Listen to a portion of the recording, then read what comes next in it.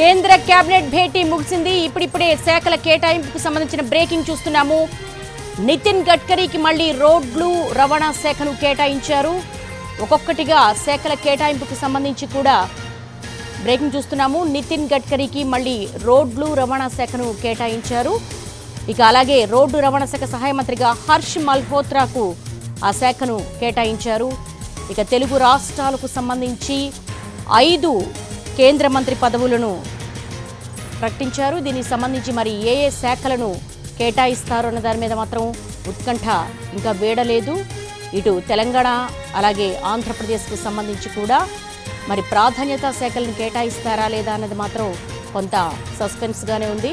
ప్రస్తుతం అయితే శాఖల కేటాయింపుకు సంబంధించి ముందుగా నితిన్ గడ్కరీ, ఆయన గతంలో కూడా రోడ్లు రవాణా శాఖకు ఆయన మంత్రిగానే ఉన్నారు. ఇప్పుడు కూడా ఆయనకు మళ్ళీ అదే శాఖను కేటాయించింది కేంద్ర ప్రభుత్వం. అలాగే సహాయ మంత్రిగా హర్ష్ మల్హోత్రాను నామినేట్ చేస్తూ ప్రస్తుతం మనం చూస్తూ ఉన్నాము శాఖల కేటాయింపుకు సంబంధించి.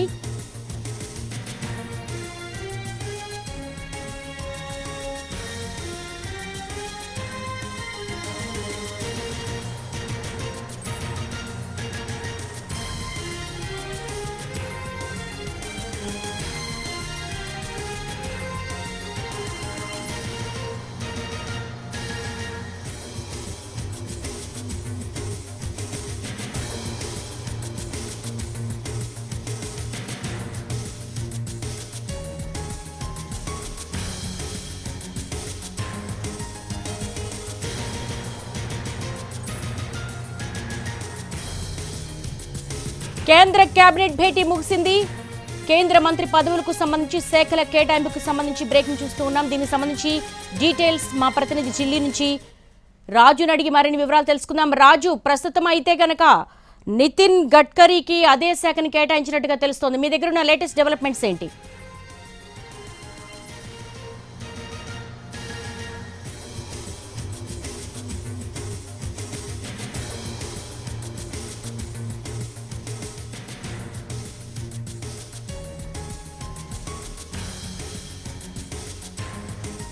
కేంద్ర కేబినెట్ భేటీ ముగిసింది. కొద్దిసేపటి క్రితమే కేంద్ర మంత్రులకు శాఖల కేటాయింపుకు సంబంధించినటువంటి ఇన్ఫర్మేషన్ ఇప్పుడిప్పుడే వస్తోంది. ప్రస్తుతం రోడ్డు రవాణా శాఖ సహాయ మంత్రిగా హర్ష్ మల్హోత్రాకు ఆ శాఖను కేటాయించినట్టుగా తెలుస్తుంది. అలాగే అదే శాఖను మళ్ళీ నితిన్ గడ్కరీకి కూడా కేటాయించారు. ఇక ఆంధ్రప్రదేశ్ ఇటు తెలంగాణకు సంబంధించి కూడా ఏ శాఖలను కేటాయిస్తారో అనే దాని మీద మాత్రం ఉత్కంఠ కొనసాగుతూనే ఉంది. నిన్న కేబినెట్ మొత్తం కూడా ప్రమాణం చేసిన తర్వాత ఈరోజు కేబినెట్ భేటీలో కీలక శాఖలకు సంబంధించి కూడా బీజేపీ తన దగ్గరే ఉంచుకునేట్టుగా తెలుస్తోంది. ఇక మిగిలిన శాఖలకు సంబంధించి ఇన్ఫర్మేషన్ ఢిల్లీ నుంచి మా ప్రతినిధి రాజును అడిగి తెలుసుకుందాం. రాజు, శాఖల కేటాయింపుకు సంబంధించి మీ దగ్గర ఉన్నటువంటి ఇన్ఫర్మేషన్ ఏంటి?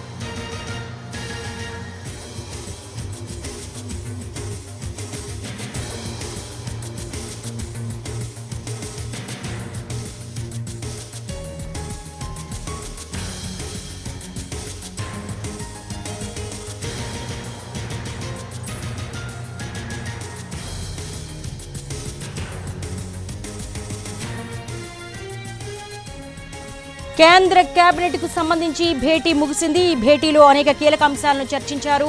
100 రోజుల ప్రణాళికకు సంబంధించి కూడా ప్రధాని నరేంద్ర మోడీ దిశానిర్దేశం చేశారు. ప్రస్తుతం అయితే నిన్న కేబినెట్ మంత్రులందరూ కూడా ప్రధాని నరేంద్ర మోడీతో పాటు ప్రమాణం చేశారు. ఈ రోజు శాఖల కేటాయింపుకు సంబంధించి తుది కసరత్తు పూర్తయింది. అయితే ఇప్పుడిప్పుడే కొన్ని శాఖలకు సంబంధించినటువంటి ఇన్ఫర్మేషన్ కూడా చూస్తున్నాము.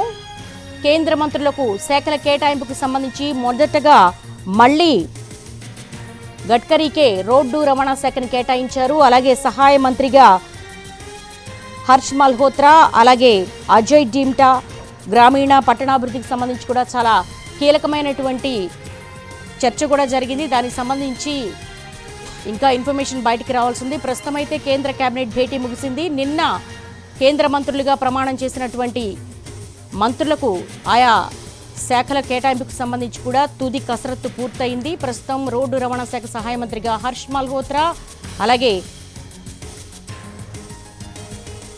అజయ్ డమ్టా ఇద్దరు కూడా సహాయ మంత్రులుగా కూడా ఆ శాఖల కేటాయింపు, అలాగే నితిన్ గడ్కరీకి రోడ్డు రవాణా శాఖను కేటాయించారు.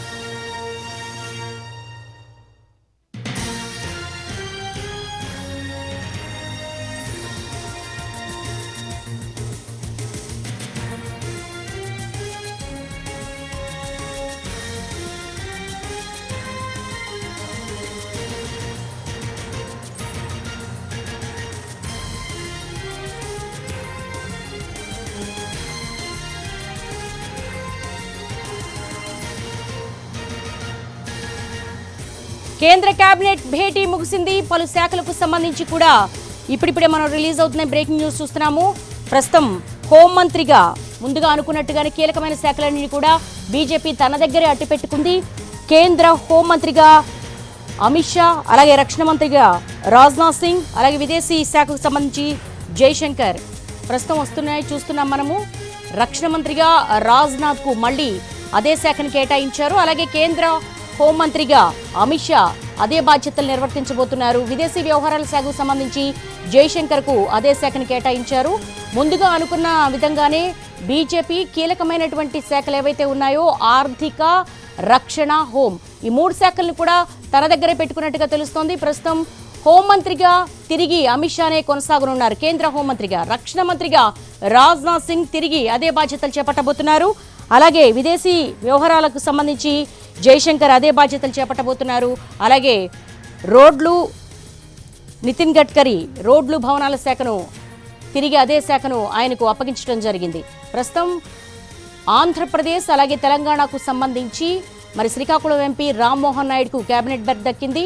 అలాగే సహాయ మంత్రిగా పెమ్మసాని గుంటూరు ఎంపీ ఆయనకి దక్కింది. ఇక ఇటు తెలంగాణ విషయానికి వస్తే గనక కిషన్ రెడ్డి ఆయన కేంద్ర మంత్రిగానే ఉన్నారు. అలాగే తెలంగాణ రాష్ట్ర బీజేపీ అధ్యక్షుడిగా ఉన్నారు. అలాగే కరీంనగర్ ఎంపీ బండి సంజయ్కి సహాయ మంత్రి పదవిలో చోటు లభించింది. మరి వీళ్ళకి సంబంధించి కూడా మరి ఏ శాఖలు కేటాయిస్తారనేది మాత్రం ఉత్కంఠ రేగుతోంది. గతానికితో పోల్చుకుంటే గనక సంకీర్ణ ప్రభుత్వంలో చాలా కీలక భాగస్వామిగా ఉంది ఆంధ్రప్రదేశ్. ఈసారి టీడీపీ 16 మంది ఎంపీలతో కీలకమైన భాగస్వామిగా ఉంది. ఈసారి చాలా ప్రయారిటీ ఉన్నటువంటి శాఖల్ని తమ కేటాయిస్తారని ఎక్స్పెక్టేషన్స్ పెట్టుకున్నారు. ఇటు అర్బన్ డెవలప్మెంట్ కావచ్చు, అలాగే జలవనరులు కావచ్చు, సో ఈ కీలకమైన శాఖలకు సంబంధించి స్పెక్యులేషన్స్ అయితే గత 2 రోజులుగా కొనసాగుతూనే ఉన్నాయి. నిన్న ప్రమాణ స్వీకారోత్సవానికి సంబంధించి కూడా ఆంధ్రప్రదేశ్ అభివృద్ధికి సంబంధించి నిధులు కావచ్చు, ఆంధ్రప్రదేశ్ అభివృద్ధి కావచ్చు, అమరావతి రాజధాని, అలాగే అర్బన్ డెవలప్మెంట్ కావచ్చు, ఆయా శాఖలు ఉంటే కనుక పోలవరాన్ని పూర్తి చేయొచ్చు, అలాగే అమరావతిని నిర్మించుకోవచ్చు. అందుకని ఈ 2 శాఖలను ఎక్స్పెక్ట్ చేస్తున్నట్టుగా కూడా స్పెక్యులేషన్స్ నడుస్తున్నాయి. మరి ఆంధ్రప్రదేశ్కు సంబంధించి మరి నరసాపురం ఎంపీ శ్రీనివాస్ వర్మ కూడా ఆయన ఆర్ఎస్ఎస్ బ్యాక్గ్రౌండ్ నుంచి వచ్చారు.